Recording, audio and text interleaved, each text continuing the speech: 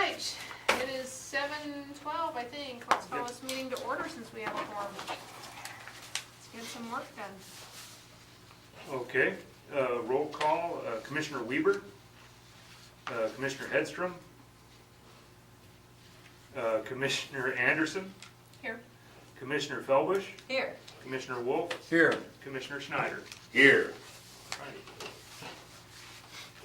And minutes? Everybody okay with those? Madam Chairman, I make a motion we approve the May 9th Dixon County Planning Commission minutes as written. I would like to second that, please. All in favor, raise your right hand. Looks like that's unanimous. Okay, so, new business. Do you want me to read or you want to tell us about it? I'll go ahead and read it if you want. Go for it. Public hearing, PC 17-3. This is a resolution amending section 2-109 and 3-109, clarifying minimum lot acreage for homestead agricultural lot splits. Basically, at the March 14th commission meeting, staff was directed to investigate options for amending the minimum acreage requirements for homestead agricultural lot splits of the Ag 40 and Ag 80 zoning districts. The purpose is to make the acreage in these districts more consistent with acreage requirements set out in section 3106, agricultural lot splits of the subdivision regulations. Currently, there is a 5-acre minimum lot size for homestead agricultural lot splits. The subdivision regulations state that a general agricultural split only requires 3 acres. This inconsistency leads to difficulties in enforcement and confusion between staff and oftentimes the public.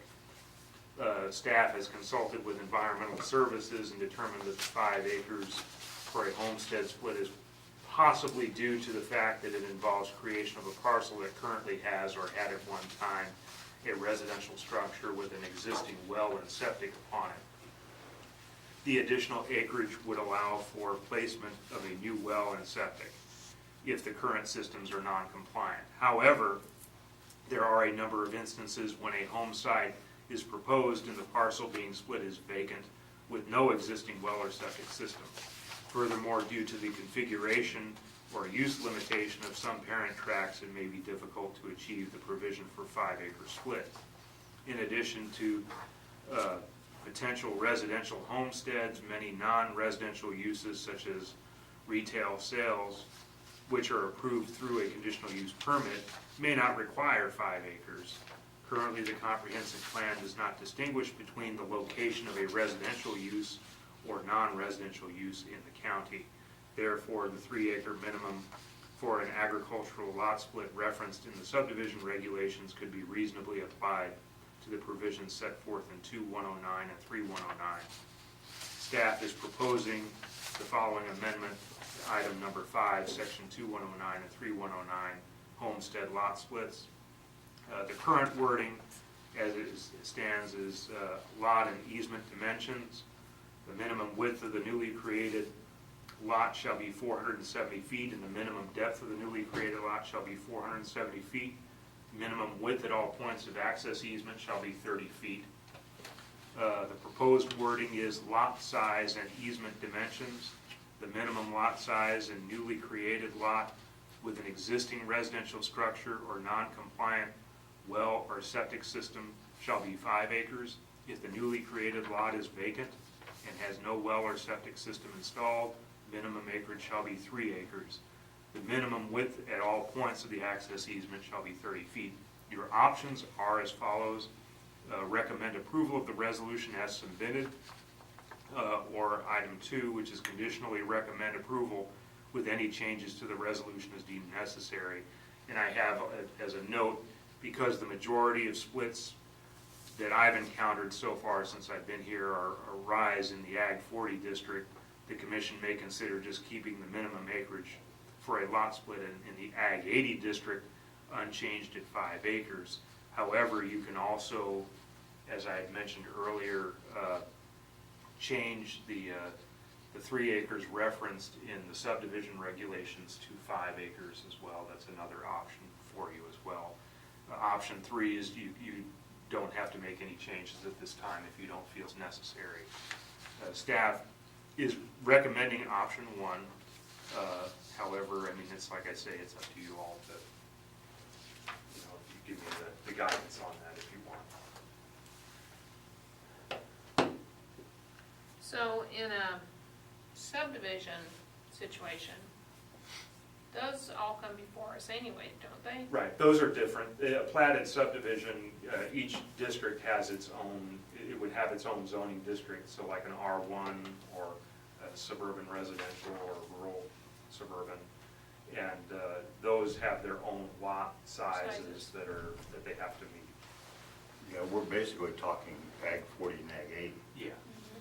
Yeah, just a single lot split, you know, like that we have provisions for. The only thing that we run into is in situations, and I've only run into it once since I've been here, is somebody has a parcel that they want to parcel out a homestead, but they can't do it because the way the lot is configured, they can't get the 5 acres, the full 5 acres.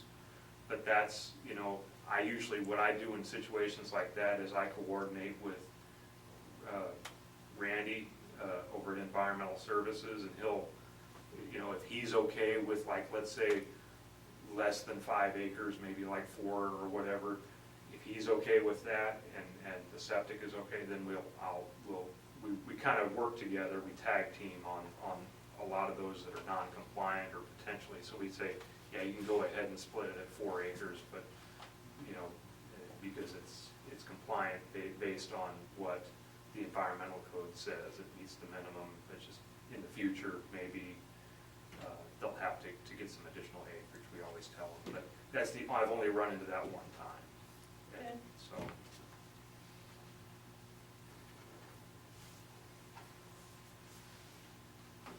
Well, I think if we stay with the 5, I think we're being consistent.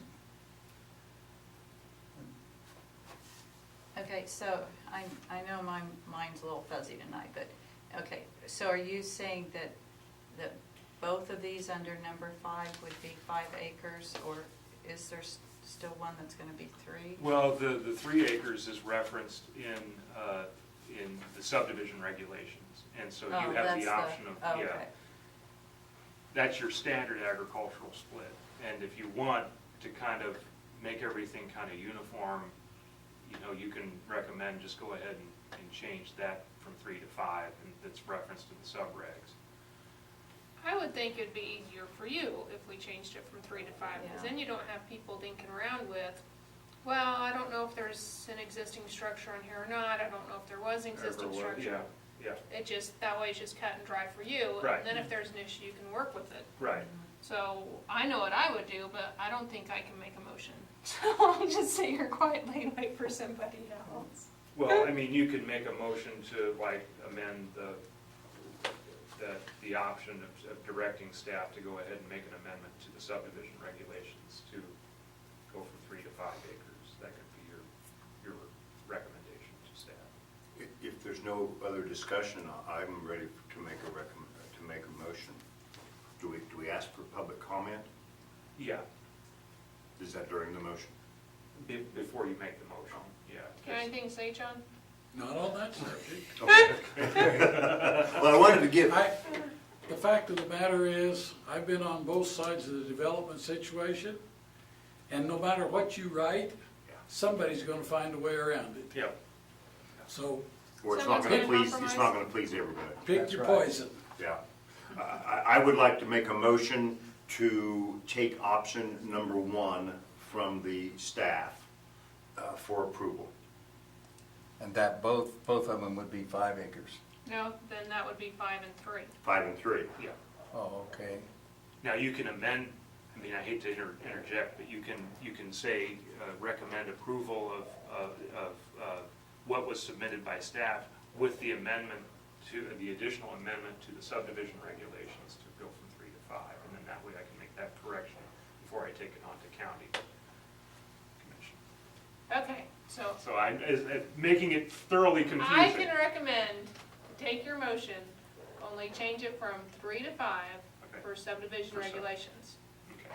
But then that still means that you're still dinking around with 5 acres and 3 acres, correct? No, That would change, that you would just That be would saying. change all of that to Right, 5. you would change everything to 5. You would just be saying, you're saying, take what staff is recommending, and in addition to what staff is recommending, amend subdivision regulations to go from 3 to 5, because I didn't put that in there. Okay. So is your amendment of number 5, proposed wording, you're asking to amend my motion by changing the number 3 to a number 5? Is that Except correct? for, except for in subdivision regulations, in which case if the subdivision comes back in front of us, That's 3 acres. that, That stays 3 acres. Yes, That's We're only That's- talking about ag acres here. ag Yes. acres, yeah. yeah. So we're only talking about ag acres. Your request to amend my motion is to change this number from 3 to 5. Is that correct? yep, That's correct. I accept that proposal. okay. I would second that motion with the amended 5, from 3 There to you go. 5. Okay, all in favor, raise your hand. Looks like it passes. Stick that. And so just to make sure that I got it right, you said for the, both Article 2 and Article 3, the Ag 80 and Ag 40 districts respectively, you want to keep the wording, but just change everything to 5 acres instead of 3. Yes, and Correct. to add in there about the subdivision. Good deal. Okay. So subdivision still stays at 3. Yes. That's a total difference. That's a We're only separate talking section. about Yeah. ag. Yeah. Okay. Yeah. A minimum of 3, right? And I'm glad you got that clarified for me, because I didn't know, that way I can tell the public too. Well, I that would the just think it's subdivision easier for requires- you, yeah, Yeah, so, I can make your life easier. yeah. Okay, so what's our discussion item? Miscellaneous non-structural modifications and land affecting drainage, that must be why you are here. Yep, and I'll go ahead and read it off to you, and I got a little presentation too, I'm gonna turn on the little projector here. Staff has been approached by a number of concerned citizens within specific areas of the county where non-structural modifications to the land may be affecting drainage on adjacent properties. The elements constructed on private property that currently do not require a permit include but are not limited to berms, grain flat storage, detention and retention ponds, dirt piles, etc. These items are considered incidental uses since they are not affixed to the ground and hence not considered taxable. Staff is investigating how other communities are addressing the issue of non-structural elements. The area of concern from an administrative standpoint, my day-to-day administrative standpoint, when seeking a solution into this is always enforcement and how efficient staff is able to implement the regulations. Several options available from a zoning code standpoint would be to define those above items in section 21-110, specialty accessory uses. Item 2, establish a new section defining temporary uses for prior approval required in section 22 under non-conforming uses.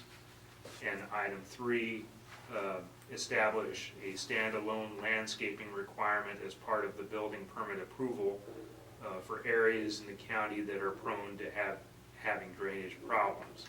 This option may require a drainage study.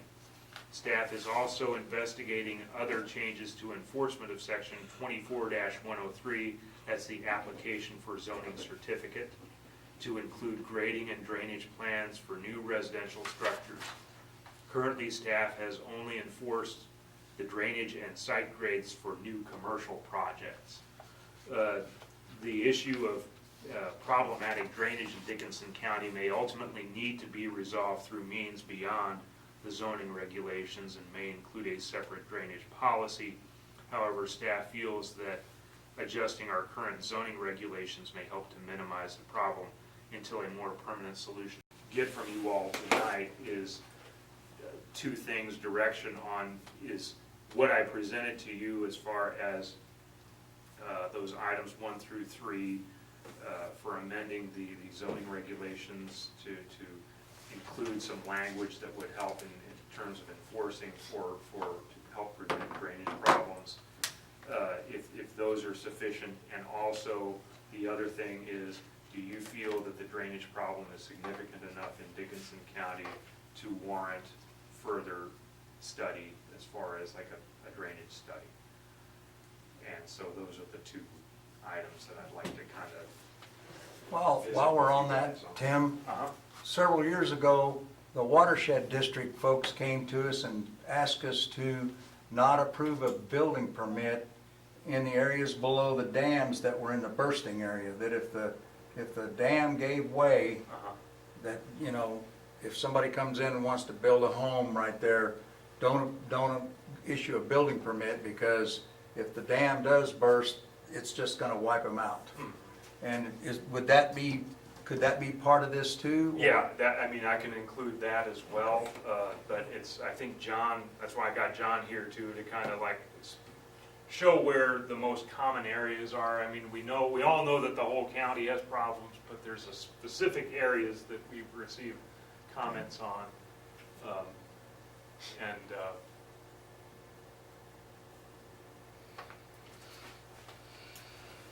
Let me turn the lights out and pull up the.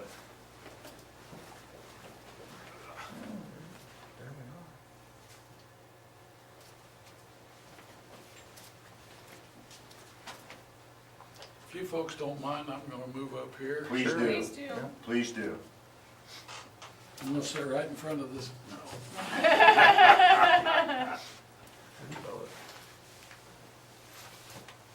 Okay, you want me to start with the old 40 section that we were talking Why about? don't we hold on that just a minute? Okay.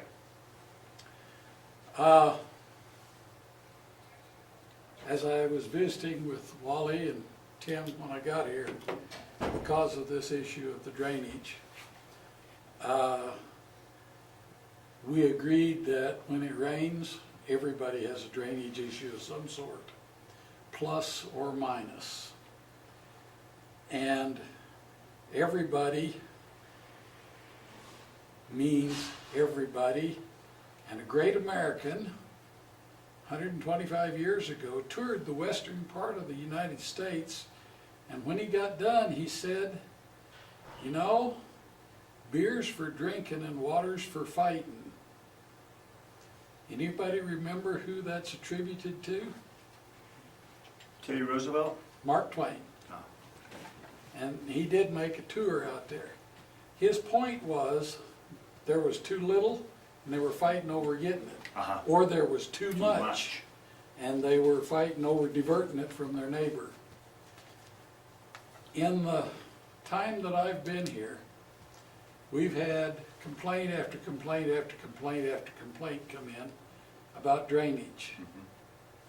And the state statute says that you may not change how the water leaves your property going on to your neighbor. But if you do, the neighbor has two choices. The first choice is he can say, so what? And accept it. His second choice is to go to court. Obviously, in that first one, he can go to his neighbor and say, hey, this is damaging me, we need to work together, and they come to agreement. In that amount of time I've tried to use that, you and your neighbor need to get together to solve this. But as time goes along, it's more than just these two neighbors. When this guy does something, it affects the guy downstream, and then he does something to protect himself. And then the next guy downstream has twice as much problem, and he does something to protect himself. And the next guy downstream has 3 times the problem. Where water doesn't respect any boundary except drainage district boundary. It crosses city limits, it crosses county lines, it crosses township lines, everything. I have done my very level best to keep the county administrator, Brad, and the county commission apprised of these things as they go along, because usually one side or the other is unhappy, and immediately they're over my head to say, hey, I don't like this. Well, I didn't do anything except you guys figure out a way to get along. And one of them was unhappy. Recently, we've had two that are more defined than others. But the fact of the matter is there's a bunch of them in this county. Now, Tim, why don't you go ahead and bring up the one that is out here west of town? Okay. And I wound up writing a 2-page report to Brad that covered everything that went on. You'll probably get all of it, but in bits and pieces. No, I did not bring that report along because as Brad sat there, we talked about Mark Twain. No matter what the county does, somebody's going to be unhappy. This is Pandora's box. Once we open it, the Civil War is on. Brad's asking what you guys' opinion is of how we go forward in Dickinson County. I'm going to illustrate one right here for you to see what's going on so that you can see the extent of the issue. Because it's not just this neighbor and this neighbor, but I've had them throughout the county over the years. I need you to go up to 8th Street, so back out just a little farther, please. Okay. Back on out. A little farther. And okay, that's good. Okay. All right. This is the Farmhouse Restaurant, Venus Gotcha. Curve, and Old 40 right here. Yep. This is First Street right here in Grant Township. Boy, that is a good. Oh, I'm sorry. How? Well, I didn't know I could do that. Just waving You my are arm. amazing, You're you are amazing. amazing. Sorry about that. I There we go. was checking to make sure I was still recording. So we're still back at First Street here. Gotcha. Up here is 8th Street for the city of Abilene. And when you come out here, this is the old Alco warehouse. This is the city's water treatment plant. Yep. It so happens that right there is the drainage divide. The water that hits here goes that way, and the water that hits here goes this way. Okay. That is Flint Hills Grain or Gavilon, take your pick what the name is. And they had a parking area right here, and they decided to put some plastic storage of wheat there. Okay? Now, going back several years, the water off of this came down here and split. Part of it came this way, and part of it went over here and came this way. This landowner right here, when the water got down here, had some buildings there, and it didn't take very much water until that water was lapping at the edge of their buildings. So, they did two things. They pushed this hedgerow up with dirt so that the water coming off from up here, particularly here and here, stayed on this side of the hedgerow. And the water they had over here, they built a diversion and brought that water to right there to the intersection of Fawn Road and First Street. This water that's in here now has cut a ditch. It's about yay deep, right through there. Right here in First Street, the township had about a 24-inch pipe, and it was silted mostly full. They changed that out to a 48-inch squash pipe, and it's beginning to fill up because this area is a lot of sand. This is a whole area out here is sand dune, and it's on top of the wells for the city of Abilene's drinking water supply. So some of this water soaks in, and we eventually drink it after it goes through the treatment plant. But a lot of it hits and continues to run downhill. This water that comes right here is all in one place now, and it begins to accumulate because it can't get through that pipe that's there. Gets bigger and bigger, runs over the top of the road. Sometimes it runs over the top of the road and goes through this property and right down through here, down to Old 40, and it goes through a 4-hole concrete culvert, more than 20 feet long. That makes it a county bridge. So it's county responsibility, but it is a county road. Sometimes there's enough water there that it breaks over and it runs this way, and it runs into one of these guys' basement before it comes down on the Greyhound property and goes right through here. And you folks know where the Greyhound feed store is right there? Runs right across his property, right on over to that little bridge.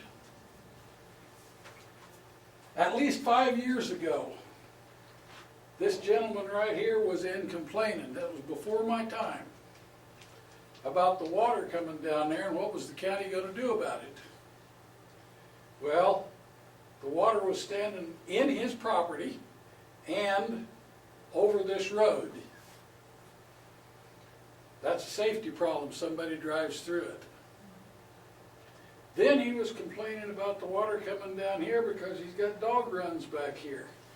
And the water was going in and messing up his dog runs. What's the problem? Why can't that water get gone? When you follow this through that more than 20-foot long culvert, down between the Old 40 and the railroad, you come to a place right there where there is 36-inch pipe, goes through the railroad. Then the water goes down here, across here, up here, over here, and goes over to Mud Creek right there. So if it didn't come around like this, the airport has shaped it so that it used to go like that. So the airport dammed it up, made it go around. The railroad dammed it up and didn't let it through. This guy's sitting here with the water not getting away. These folks right here, when the water would go over the road, it tried to run into the basement of their house. So they built a berm right here. Now all of a sudden there's more goes this way, and this guy built a bigger berm. The water that comes down here gets within that much of the floor of their storage shed that they have down there. It goes down through here, and when you look at the driveway that goes back to these two houses, this driveway right here, there's a nice little bridge there, but they also have laid stone where the overflow is, like a spillway, so that it goes this way. Now, comes one more little piece to this. Why do we have such a big structure here and such a little one right here? The railroad was put in the 1800s. This highway was a state highway. It was called the Golden Belt Highway, built in 1925 to 27. And what they did was, is the top of the hill is right here.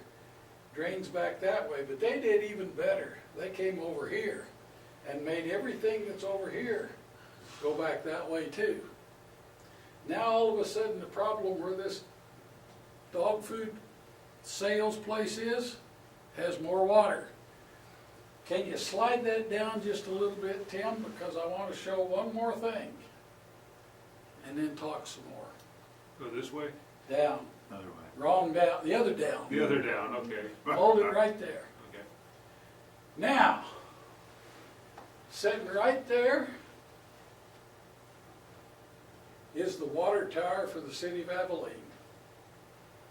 Yes, There's another one right there. But this is the one you see from out on the highway. Blue one. All of this water up here comes right down and goes right there. That's why this bridge is bigger than it is.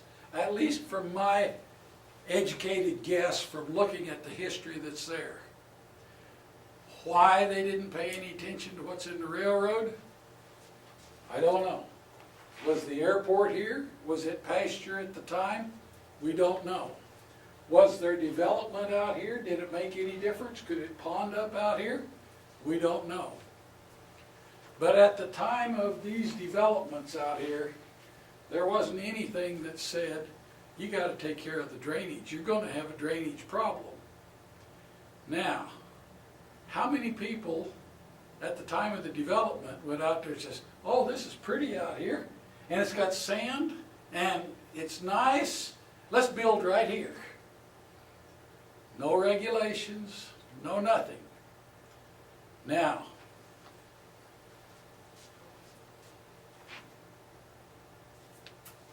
ten years ago, right here in this piece of property, no, 20 years ago, the city helped us all out. They very carefully put in a brand new sanitary sewer that came over here and went right up through the bottom of that drainage. Right up here, all the way up to Russell Stover.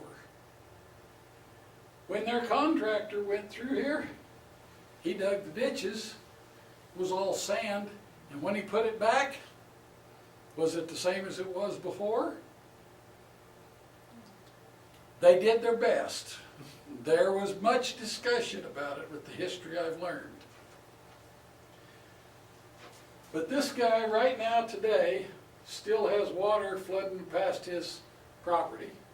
This guy has a trench cut in here. This guy has blocked this drainage from here, and this guy has put in additional impervious area that causes additional water to go right down the middle of that drainage. Is the amount of additional water he's putting in here significant? That depends on your definition of significant. It's a little more. But, being human beings, we look around and say, who's causing me this problem?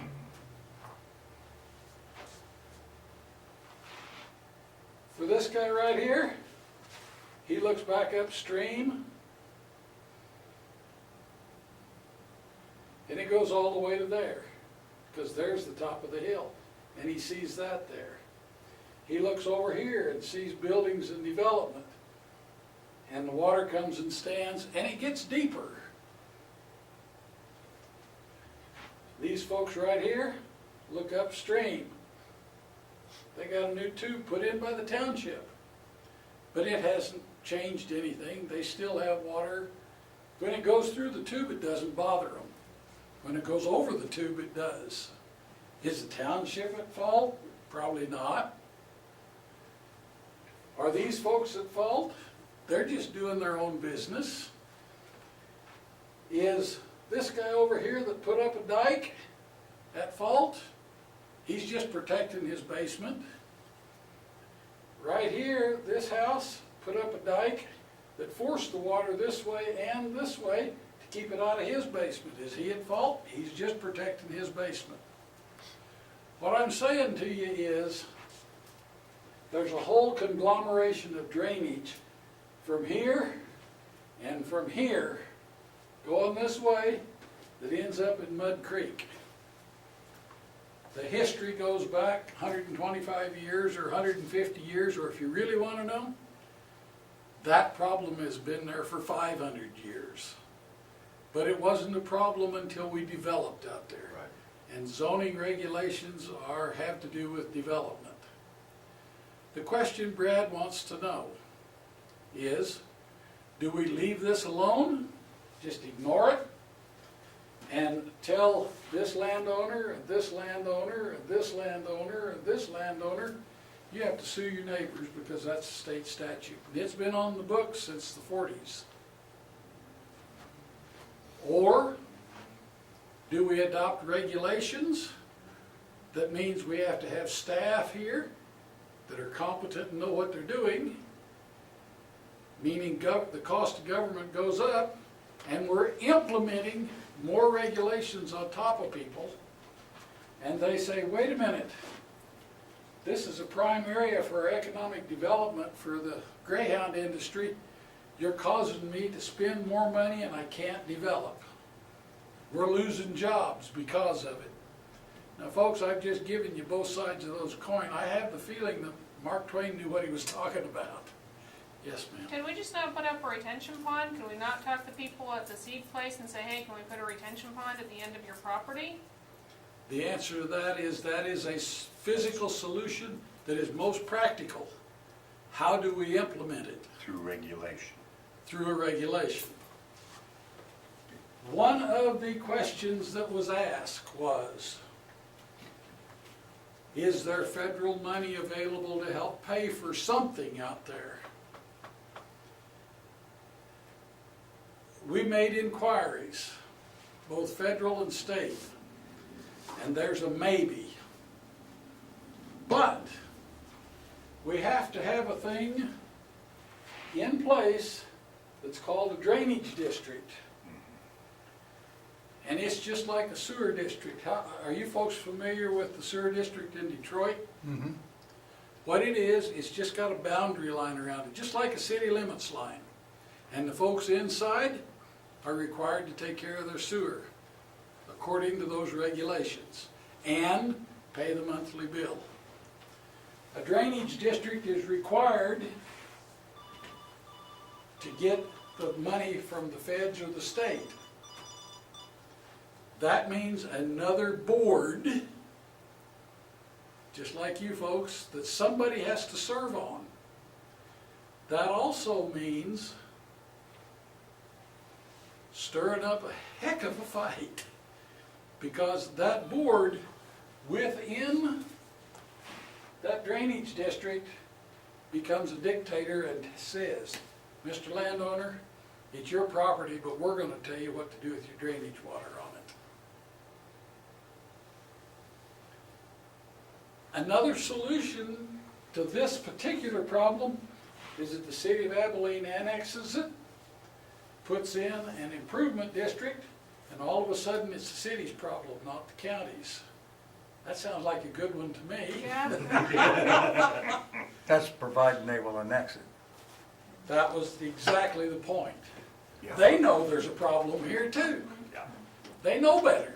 And that question will be, what's in it for them? Why should they? You're right. I guess here's my problem with just saying, well, let's just let them sue each other. I mean, I understand the dilemmas with both sides, but the problem with saying, let's just let them sue each other is that this is in this part of Dickinson County, but this is going to crop up in that part of Dickinson County, and then it's going to be in this part of Dickinson County. And I think that as a board, if we're going to be a government entity, part of our position is to protect people, and if we just say, oh, just go sue each other, we're negligent in our duty. I understand what you're saying. I can't comment one way or the other. That's the kind of things that we're asking you as a board to discuss among yourselves and eventually give some kind of a recommendation to Brad that he can visit with the county commission on. They know we've had these kinds of issues. They don't necessarily know about this specific particular issue yet. They know that there's something going on and we're working on it. Do I understand it right that if the railroad had a larger drainage than just, if they had one that was as large as the bridge you were talking about, that would relieve some of the pressure upstream? The way you asked the question, the answer is yes. However, if this was bigger, there'd be more water come down on this guy right here. Yeah. He hasn't complained a bit yet. Well, he's not developed yet. He hadn't got the Yet. water yet. Yeah. There's Yeah. more water gonna be right there. There's more water gonna be right there going under the city of Abilene's little bridge. Every time you have to look at upstream and downstream from the guy that's complaining, and what is the solution? Yes, what you said was, can we put in a detention pond? Okay, do we put it here? Or do we put it here? Or do we put it here? Or do we come right in the middle of the Greyhound Association and put that detention pond there and flood them out? And who pays for the detention pond? There's answers, there's two answers to both of those. Exactly. Okay. Now, I want to go back to Wally's because I don't want to leave it hanging. The answer is the folks inside the drainage district that is officially, legally set up is obligated to pay 100%, except if there's grant money comes in and it's 50-50, then they're obligated to pay 50 and the grant pays 50, or whatever the percentage is. And they can't get grant money unless there's a drainage district. Right. A drainage district, a legal body that has control of the land. So, let's say, do you want a drainage district for this? Or do you want a drainage district for this? And remember, City of Abilene's drinking water wells are out here. Right there is a drinking water well, and right there is a drinking water well, and right down there is a drinking water well. And I've This already one down here is in the river floodplain. It doesn't really apply, but it is there. We already had one person come the last week asking to subdivide that one property I was showing. Oh, yes! Oh my. Oh, yes! Right over the city's recharge area. This piece right here. There's 10 acres right there. The man would like to subdivide it into 10 homes. I didn't say he could, but that was his request. Did I say that correctly? Right. Okay, I'd like to make a couple comments, please, because I'll forget them if I don't. I understand. I agree with Claire. This board has a responsibility to the citizens of the county to do our job. And I firmly believe that. Mr. Gavilan Grain, Mr. Farmer that shoved all the berm up against the hedgerow, the railroad, none of those entities created more water. Correct. It's the same water coming down. It's just moving differently. Correct. So, in a sense, they didn't cause more water. They simply diverted the water or moved the water. I It's suggest different. differently.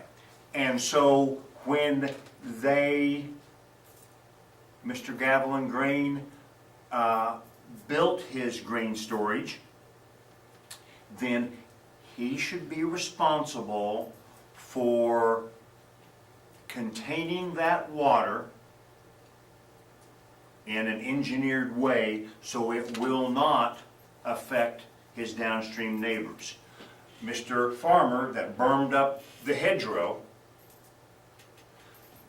it's his land, he can do what he wants. But if he's affecting the drainage, then he needs to not cause deficit or damage to the downstream, and that would be controlled through zoning, planning, and permitting. Depending on how you set it up, yes. I'm not real in favor of a drainage district, because I think you're right. Now you have a board mandating you do this. Your permits and regulations mandate also. They do, but it is consistent, and we would be consistent. This is not just for this drainage area, because you know, before I even say it, there are identical issues like this somewhere else in this county, and so it will come up. How many of them would you like me to It tell will you? come up again.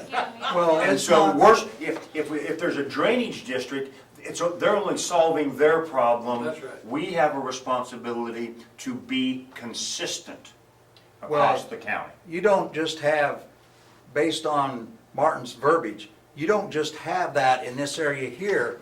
Every time you put in a terrace or a waterway, you change That's right. the water. That's right. So how far out do we go with that? The entire county.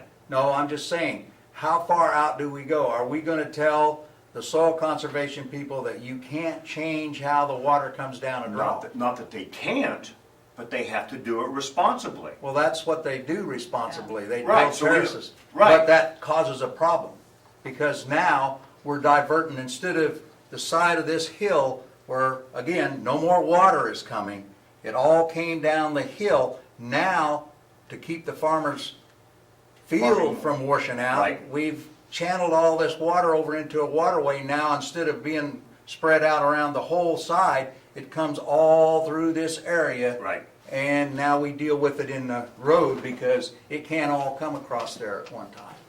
And so there needs to be a plan. Well, There needs to be a plan. so, but I guess that's where I'm asking the question, how far out do you go with that? Because we've defeated the purpose of conservation if we tell them you can't build a terrace to stop the erosion because you're running all the water into one area and it's causing a problem. I think it I depends on. think, how I you think I build just terrace. see the Say Civil again? War starting. I think it And I depends don't- on I how think you that build the with terrace. Lebanon- I Well, you don't have think to you build a say- terrace with the contour of the ground. But I don't think you say you can't build the terrace. I think that what you do is you look at the building the terrace, and then you look at where the water's gonna go after the terrace is built. Oh, yeah, all And that's do I it- right. mean, it's all gotta responsibly. go together, because the All other that- thing is, all- we also have to make sure that the city has well water. Go ahead. Well, good Absolutely. point, But yeah. all of that's already Above anything regulated is through protect city water. the FSA office and Yeah. NRS. NRCS, yeah. NRCS. You I- know, I would we- like to comment on that, We have to do just- it the Yeah. way they tell us to. Go ahead. Yes, you're right, the way they tell you to. But if you have this piece of property right here, put terraces and a waterway right there, Mhm. but the water goes into the creek right here, and this is owned by somebody else, they stop right there and put it right into the ditch. That waterway is 100 feet wide, which is their specification, but the ditch is a small one. The ditch was never intended to take it. Thank you. In 1943, the Dickinson County Commission passed a resolution that said, soil conservation shall not dump terraces in road ditches and shall not put waterways into road ditches. And they're still doing it. So, in answer to your question, this is something that needs to be determined. They need to be part of the discussion. That's great, I agree. The problem with saying that the neighbors are gonna have to sue each other and take care of it, is it really truly, it's a big picture item. You have to make sure that you've got the soil conservation going on. Yeah. You've gotta make sure that you've got recharges for the wells. You've gotta make sure that everyone's treated fairly. I think that you probably need the water, I think you need a district to do that. But does it have to be in one small area? Can we not say the whole county is a district? I think what you're saying, Martin, is that you want us to take it on personally as a board, but I don't think we could even do that, because then we're not the correct district and we can't get funds. No, I'm no. thinking we want money, darn it. Okay. I'd like to address a couple of those. Okay, There were several of them in there. Yes, you can set it up so that you are the responsible board, because every permit has to come here. If you choose to set it up by the permit system, then all of a sudden you guys become drainage experts. do we get And- courses? Pardon? Do we get courses? Certainly, that can be arranged. Let me kind of back up just a little bit and kind of give you. You may not want to do that. Go Yeah, ahead. let me back you up just a little bit here. You can probably do that, but the thing of it is the thing that we run into is when you're also the Board of Zoning Appeals. So if we have like the same people on the same boards, it looks a little strange. And so the main thing that we're trying to get across tonight is, do you feel, and I'm guessing based on what you all have been talking about so far and your responses, is do you feel that this is worthy of the county commission investing time and effort in hiring a consultant to do a full-blown study at some point to come up with options that will, that they can distinguish, with and determine which would be the best route to go. I think if you wanna grow as a county, you don't have a choice. For economic development, yes, and I think it's the county's responsibility, and it's not gonna go away by itself. I've heard that from others. Yeah. Well, and one of the things that I encountered, when I was with the city of Abilene, is their big problem drainage areas up there on North Buckeye, north of 14th. And they used to tell people that the policy was, and John knows it all too well, you can go ahead and dig some retention ponds or whatever, and we'll deal with this later.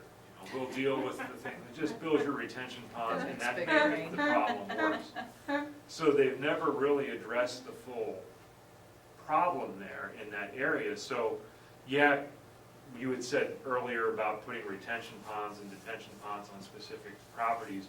The trouble with that is, that just aggravates stuff down the road for downstream for other people sometimes, and that's putting it on the other person, so that's why I'm saying that at this juncture, the best way that we can come up with a solution would probably be,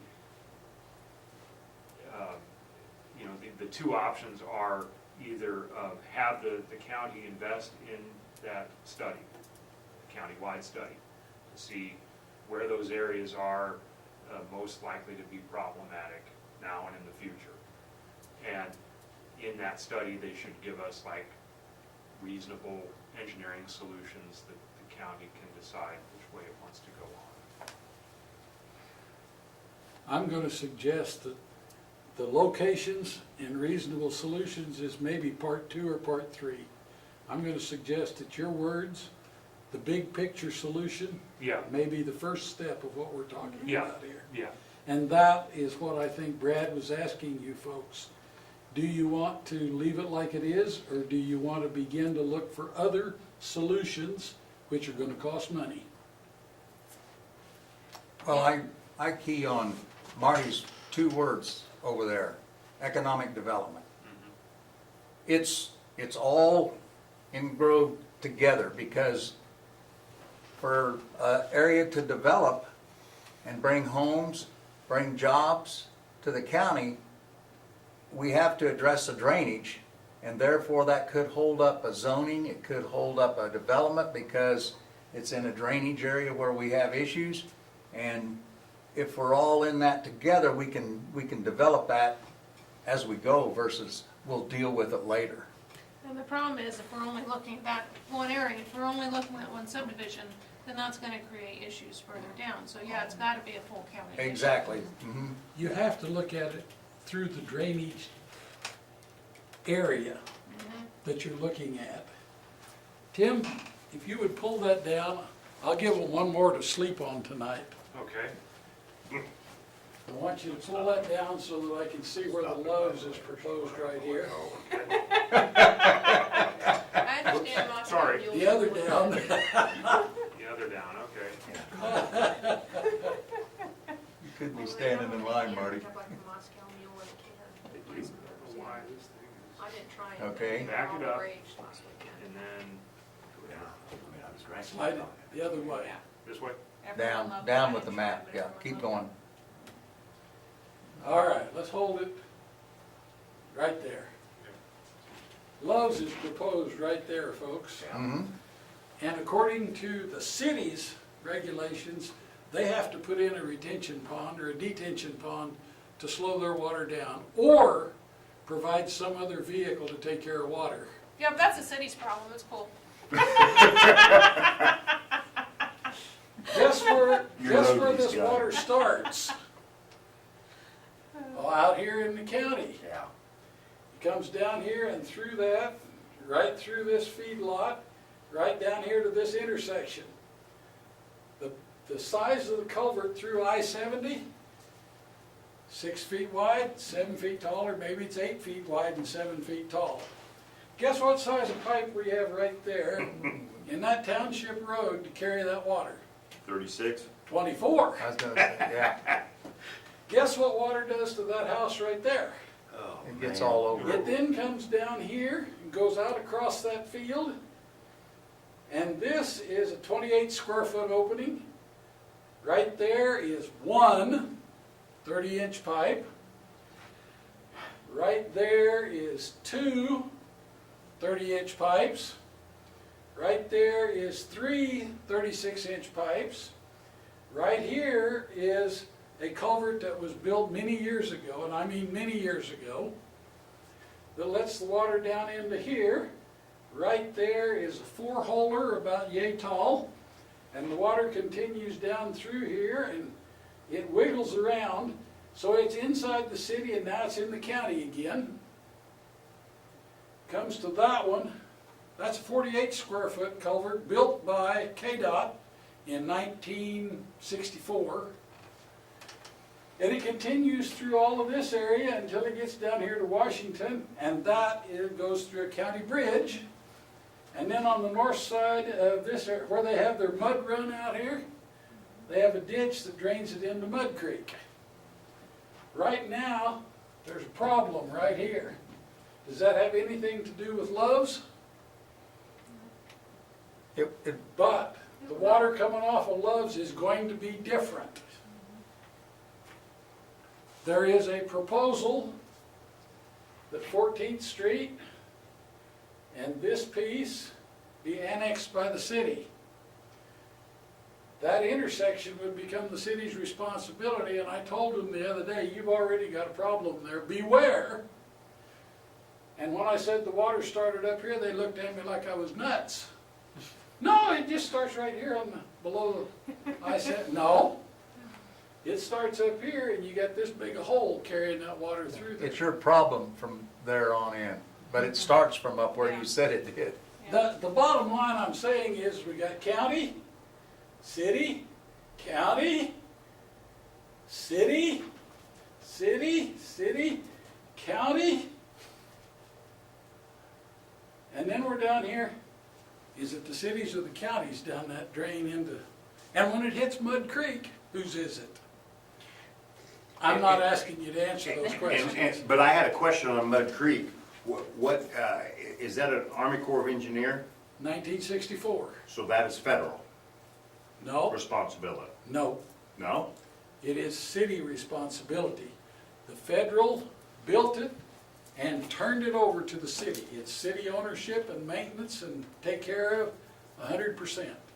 Yes, the Corps of Engineers, when you start talking about regulations, can say, when it comes to flood insurance, this area and this area, they look at the city and say, did you maintain it so those folks still have flood insurance? That's the only place that the Corps has a touch on them.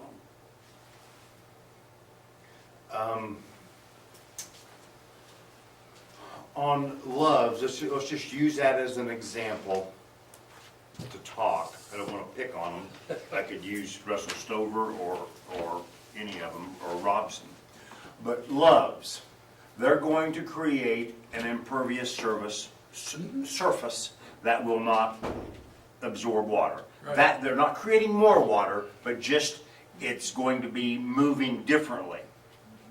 To me, a solution going back a couple years would be and I honestly don't know the difference, but a detention or retention so that water, as it leaves that man-made control, it won't leave any different than what it would leave today. And that's what they have proposed right now. Okay. The only reason I'm showing this to you is because that's on everybody's mind, Yeah. and their part of it, they can take care of. But what's the city gonna do when they start talking about everything else? Because as soon as Love goes in, right there, Mhm. what's gonna happen right here? Absolutely. And how's that gonna be taken care of? A restaurant And- and or a motel. And if you take up part of that land for a detention pond, and somebody else wants to move in there, and the city wants the jobs, then they have to find a different solution. Right, but that would be through planning and zoning permitting of a plat, is that retention detention pond. I mean, that just has to be part of the package. And they have to figure that into their cash flow and into their property value. All of what you're saying is correct, and I like it, and it sounds good. They don't like it at all, Who doesn't? Loves or the city? either.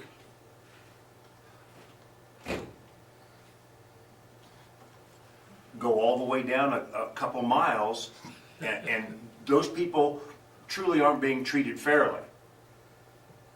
And they're our responsibility, or at least the county commissioner's responsibility. Way back down the road, what I said was, is you got a choice.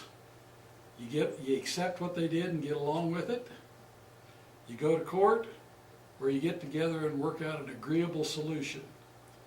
That one right there is what I'm hearing you really say.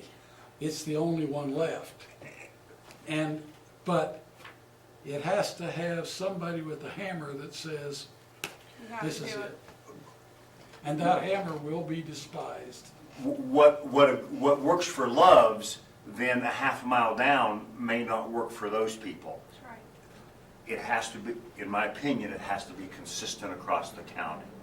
The problem is that Love's is city property.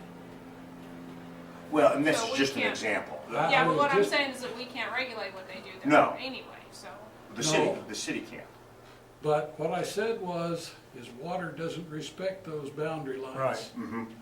And what they do from the county, we're giving them water. Okay. It's not showing right here, but right up here, there's a whole row of houses that the county approved. Oh, yeah. Every one of those houses sent more water this way, and I say more. You gotta I will. adjust that a little bit. I get you. Now, all of a sudden, we're sending more water to the city. The city's developing this and running it through here, and the city's sending more water to our bridge right there. This has to be something that is a joint agreement among everybody. Agreed. Now, I'm not trying to force that, I'm just trying to say, I when think you that's look at what- the biggest big picture, I think that's what Claire was saying a while ago, they've gotta have the water districts, the NRCS, all these They all have to people work kind of together. working together. And I'd like to throw in another wrench in the works. We aren't even talking about Chapman. No. Well, but it's Chapman's got their own countywide. issues, If we countywide. make yeah, it but I'm just saying, countywide, we're we'll- saying Countywide. Abilene and Yeah. the county, but there's also Chapman in the county as well. And the goal would be to get the water into Mud Creek in a safe, fair way. to the Smoky Hill River To is the- the goal in this county. To the Smoky Hill River. There you go. In a safe, fair way, Now, and you're not gonna please everybody. safe and fair and square, when you look at it, the words we said was safe and fair and square, but the city of Junction City, if they get a flood that's bigger than it was, guess who gets the blame? You can keep right on going downstream. Absolutely, to the state of Kansas. Yeah. I'm not trying to be a pain, guys, but I am trying to say, the place where the buck stops, when you get to the Gulf of Mexico, we have sent a lot of stuff down there, and they got a dead zone that Yeah. the Sierra Club's gonna be on our back. Please don't take that as the truth. I'm just saying, this big picture can grow and grow and grow, and we have to decide if there's anything here for this county. My biggest concern is monetary. I mean, I'm concerned about all the rest too, but at what point can we say we have a water district and we can apply for funds? Will the funds help pay for a consultant to look at it, or will the funds only help pay for actual physical development? That's our county commissioners to make that decision, and Okay, but I To would seek like to that try out. to answer her question. Most grant monies pay in the vicinity of 75%. Some of them are at 50%. What that means is, if you have $100,000 worth of bulldozer and labor and dirt moving out there, then you've probably got $30,000 worth of, quote, soft costs. That is the engineering and the financing and tracking it and all that kind of stuff. $130,000 times 75% means you're generally paying for the dirt work, and all the rest of it comes from the local. Let me turn that around the other way. And that usually happens because you have to do this part first. But when you get all done, that's the share. I can say it the other way. We don't get our money until 130,000 is done. So we can say, okay, we paid for all the soft costs, but we only paid 50% of the construction cost. Take your pick which way you want to say that. But in general, we're at a 50 to 75% share from them, and our share is 25 or 50%. If we start putting money out, I mean, my experience with grants is not great. My experience with grants is you apply for grants and you may get them or you may not get them. So That's if we right. start putting money out, we're also not assured that we're actually gonna get grant money from it. That's correct. And the county's asking for a new police, for a new Well, the facility. thing is though, as a board, in my opinion, we are gonna recommend to the county commission. The county commission will decide that yay or nay, we're gonna do this. Because if the commission would say, well, we're only gonna do it if we get a grant money, Well, you then we can't. may not do it. You can't do that. You're gonna I have know to make that, a that's what choice, I'm yeah. saying. So if the commission says we're gonna do this, then we're gonna figure out a way we're gonna do it. And we're gonna move forward, because if you wait on the money, you may not ever do it.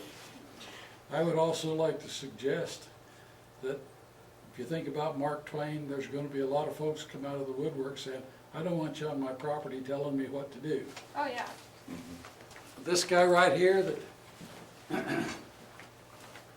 There you are, right there at the bottom. The one by the little 9, Yeah. see the 19, right there on the corner there, isn't that where the guy's got the dog food place?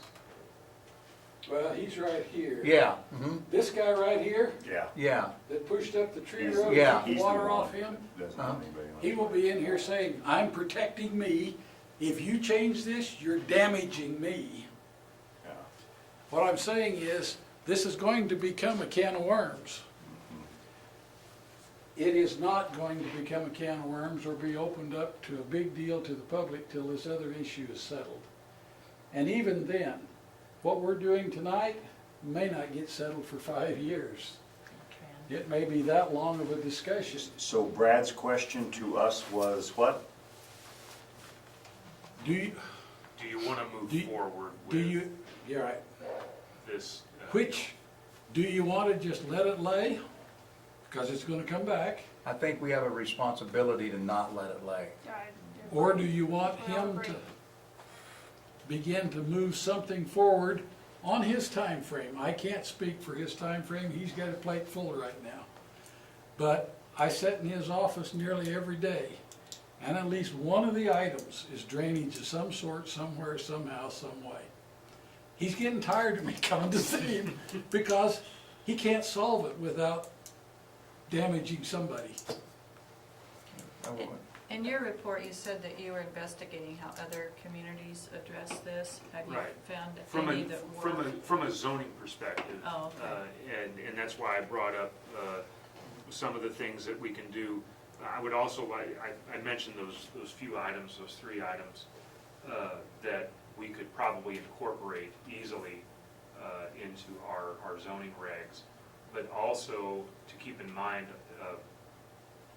you all, even though you would not be necessarily the board that would determine the drainage board, you still, this is an issue that we can bring in to play with the comprehensive plan update. And so so this wouldn't be the last time we hear from this. This would be something that we could address, like I say, when, in a couple of, and I say a couple of years because that's when the county has it budgeted for us to do the full update. And where we get the public input and all that good stuff. And so we can address it in much more in depth then as well. You can also have special, meetings like we're having now, where we just discuss and if you want, and I can give those recommendations or kind of give the feedback that you give me to Brad and let him know. But I said, just to let you know though, the big thing is the comp plan will, if you want to, can incorporate a lot of what we're talking about tonight as well. So this isn't the last time we'll see it for sure. I think the responsible thing to do is to move forward and have something done about it. Having said that, I think the other really good plan is for me to put my business for sale next week. So hopefully by the time all this hits the fan, I'll be gone.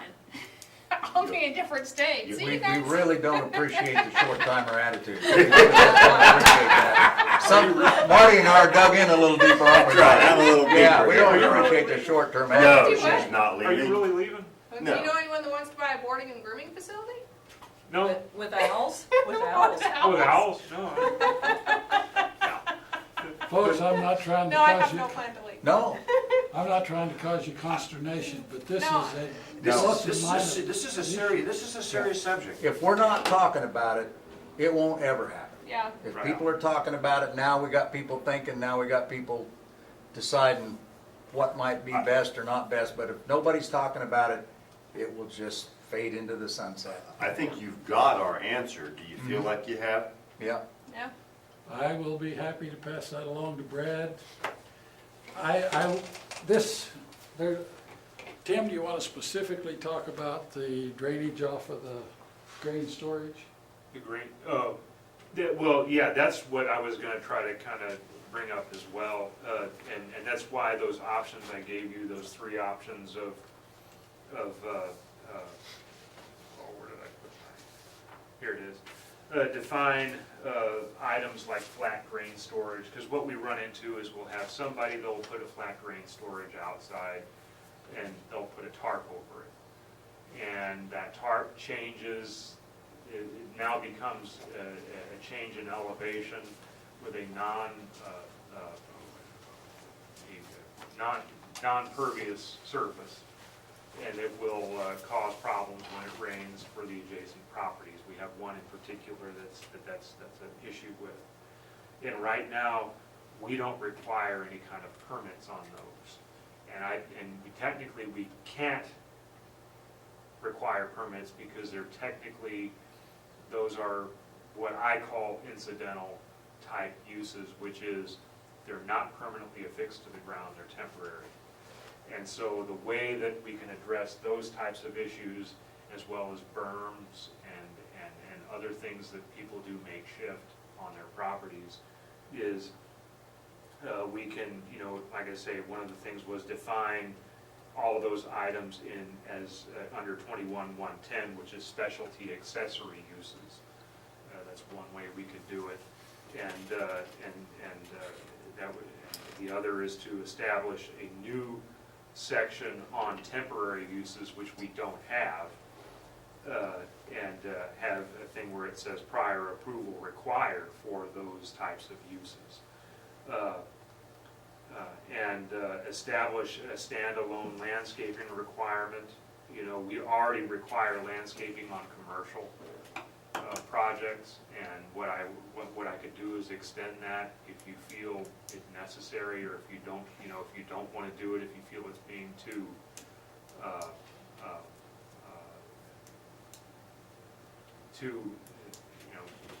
bugging people too much to have like a residential lot or subdivision to establish landscaping. Well, it starts above. small, right? I mean, Right. Problems start small, so Yeah. solutions have to start small. Yeah. And so if any of those three, or if you have any other ideas, those are just some ideas I came up with. I'm still researching what other communities are doing. and I'll bring that to your attention in, at future meetings.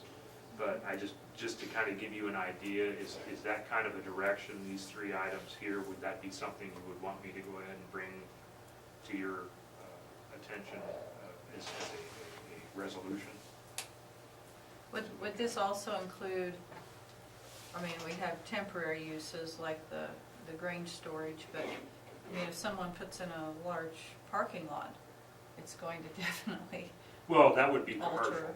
That would But- be Yeah. technically commercial, if you're So that talking would a already parking cover it. lot, yeah. Yeah, and that would be reviewed anyway.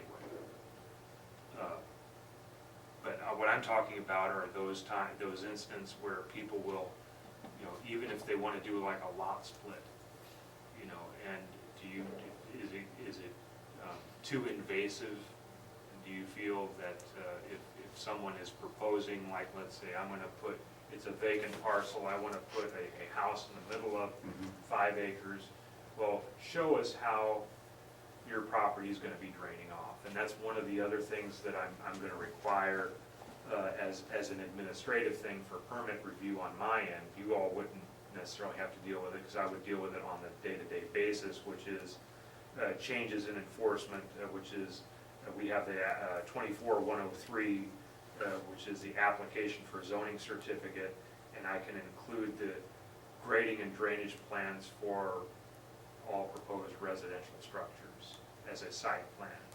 We currently have that on the building permit. It's in the requirements, but it was never enforced that way. It was only enforced for commercial and industrial applications. So we can automatically, if you want to, I can just go ahead. That's the other way, is just enforce it that way too. I guess I would like for you to do some more research of neighboring counties that may have approached this, and I will suggest one is Potawatomi County, because I used to live there, and I actually built both residential and commercial there, and I've gone through this in Potawatomi County. That would be a good source. Okay. I totally agree with the statement down here that says, if we're going to come up with a rule, let's make sure that we can enforce it. It makes no sense to have a rule that we can't enforce. I am not real comfortable with number 3 that says a building permit approval for areas in the county that are prone to have drainage problems. That takes a lot of definition. Right, and so I would say we're the county, so it's county. Right, not prone to regardless where it's drainage. at, yes, Now, this has to go from border to border. Yeah. right, Yep. right. Now through that permit, it can be checked off, just like not in the flood zone. Right. Okay, it can be said, this is not a drainage problem. Right. This is not in the flood zone. Let me give you one more. You Actually, folks know where the feed store is right Yes. here? okay, yep. How many of you know that he's building a new building? He is. Does he How have many of you know that he put in a 3-foot fill to set it on? Why did he put in the 3-foot fill? well, so it didn't flood. Right, but you know what that 3-foot fill did? It diverted, Diverted the water. It diverted water right out into the street, and his problem in the street he was complaining about is gonna be bigger. Was he not required to have a permit? Yeah, He's he needs a outside the permit. flood area. Yeah, he needs a permit, a building permit, but he never got one. I'm going after it now. Oh, I've well, let hell, that, thumping. Yeah, Uh, yeah. We have to enforce the rules. Yeah, You have to start with that, and and we gotta pay for a consultant, so, fines are always good. yeah. Tim, Marty said, take a look at Potawatomi County. I'd say take a look at Saline County too, because they have a big, flat area there that everybody's trying to develop on in the south end. See how they went about it. Well, and I was also, maybe, if you want to, I can try someplace like, I know it sounds way out in the sticks, but Johnson County, and see how they handle it, because they're more, those ones that are more urban in nature, have had to address this a long time ago. And so we'll see how they, Yes. somebody like that. In handles it. addition, Topeka's got Shunganunga Creek, they've got a similar situation on it. Yeah. Wichita has Cow Creek on their west edge that they have a similar situation on. And they've approached it, and they've, can't say, they probably haven't solved it, but they have worked towards a solution. I'm sure all of them have. Hey, all of this, no matter what gets adopted in 2 hours or 20 years, is a work towards solution, all of it. Yeah. Hey, Martin, can I ask you a question? Sure. Okay, so I guess I don't get about him just putting a building there, is if I wanna build something and I come to you and I say, hey, I'm gonna put this building here, are you gonna ask me, well, do you have a building permit? Or do people just go in and just start doing stuff that you tell me they want done? If I'm a contractor, okay, and I'm being hired to build you a building, Yeah, first of all, it's my responsibility, I will go to the county and the city, whatever governing board, and ask, do I need to get a permit here? I will do that as a contractor. Not all do that, so some just go and do whatever. absolutely, because I have learned through the gray hair, actually white hair, is, excuse my language, but you don't piss off an inspector or a building department, because they can make your life hell. Well, I would From think- now on, That's right. And so, and I can put my head down on the pillow at night knowing that I've done the right thing. Okay? So you hire me to build a building, I will go to the county, I will go to the city, whatever jurisdiction, township, and say, what do I need to do? But that's having Martin build it, but you got a lot of people that build the stuff themselves, and they're the ones that just go build it. It doesn't take away from the permit that's required, but we don't find out about it a lot of times until And it's Well, almost we're up. discovering that now when I more was in times than the, not, yeah. that's what happens. tell your story, Tim. the appraiser's office, they discovered something like a total of a couple of thousand buildings that were not picked Wow. up by taxes. Now, Mhm. some of them had permits, but for some reason or other, they fell through the cracks between my office and the appraisers. But there's a lot of buildings out there, big ones, that people will just automatically build, and we don't catch them until about, the appraisers who come out, every year or every couple of years to see what that is for each property. And if they didn't do that, I'd be, we wouldn't catch them. Now, let me take the farmer's point of view on that, because he built a hay shed. His point of view is, this is my property, it's agricultural, I'm exempt, I'll do as I please. And they'll look you right in the eye and stamp their foot and say that. But where does it say they're exempt? I didn't say they were. I know, but that's, you could plead ignorance all day long, that's what most of them do. It's like, well, it's my property and I'm exempt. You can't tell me what to do because I'm agriculture, and they read the law that way. That doesn't say that, but that's the way Well, they want it. but when Tim goes out and says, you're gonna get a permit for your shed, or we're gonna have you, the court's gonna make you tear it down, that's when it gets bloody. And then out of those 1,000 or 2,000, did you say, structures? Yeah. Okay, how many of those got a permit, but they're still not zoned? When I say zoned, they don't meet the zoning regulations by the setback or whatever. Right. And somebody has to go out and check that. Yeah. And back to Martin's comment, let's don't make a rule if we can't enforce it, but man, Dixon County, I'm not making excuses, I'm stating the fact. Dixon County's a big old county. It is. And one guy can't watch everybody all day long. Try going to Finney County. I was with Yeah. Finney County, and I couldn't do it with Finney County. I did, I went before the county commission several years ago and I said, are you expecting one person to do all of the research that we do for ours and write all the permits and then go out and do all the investigating, and one person's gonna do that? And I just got the deer in the headlight look. Well, fortunately, I have 4 or 5 appraisers down there that are willing to help me out. In Well, that's going good. around, and That's good they because- look- yeah. and if I suspect something is strange, or They can even check the setbacks for me if I want, you know, Yeah. because they've got the tape measure. And I said, just check to make sure that front yard setback's okay, and I'll usually go with them, but if I can't make it or whatever, they say, oh, I'll go out there and check it for you, you know, so they're very good at.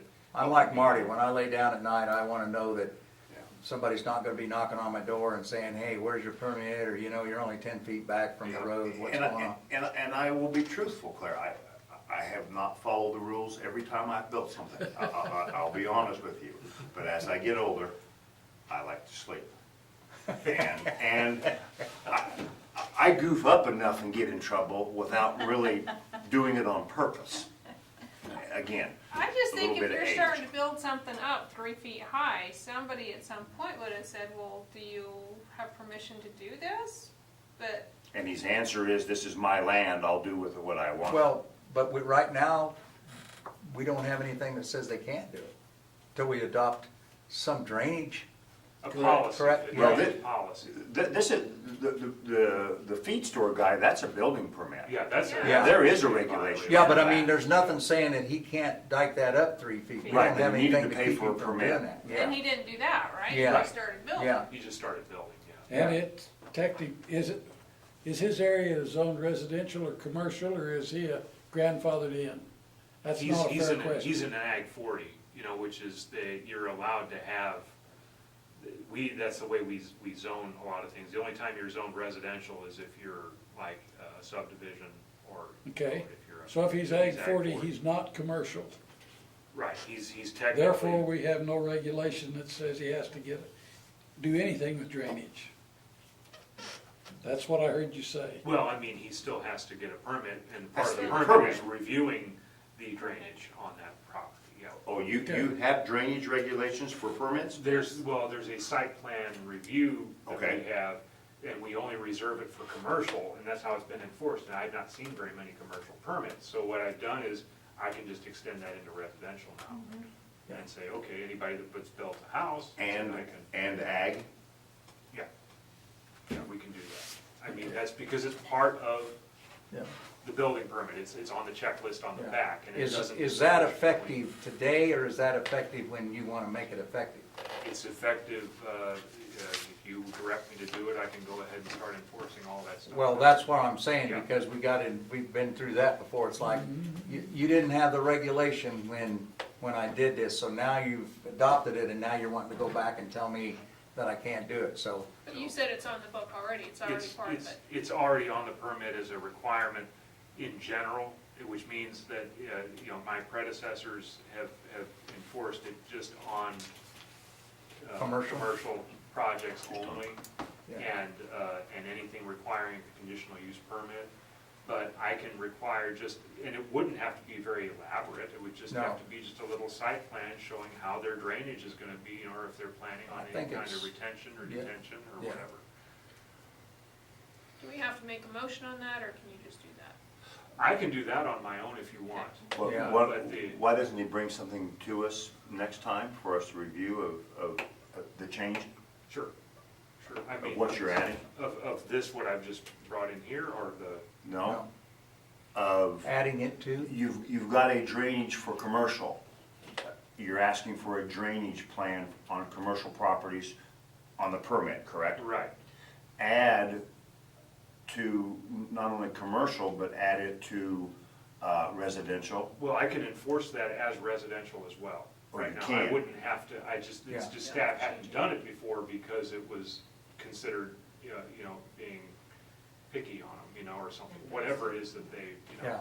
We The just haven't regulation's enforced there, it. they just haven't been Do- enforcing it. Do we want to have it enforced across the board Yeah. on all permits? Yeah, Yeah, we can do that. Yeah. That's fine. Again, consistency, Right, and he doesn't have to change anything for that, No. it's Right, already my there. thought. It's already So, there. yeah. my thought, consistency. So any building that's gonna go up in the county has to be able to show you a drainage study? Just a little sketch showing me how they're gonna grade the property, that's part of Oh. the building permit anyway, is to show how the grading is gonna be on that site, so. Okay. Grading slash Makes drainage. sense. Okay, let me stir the water once more, because I I'm haven't just stirred loving it up. it. Well, he is a stirrer. And I'm gonna pick on Donetta. Okay. Donnie,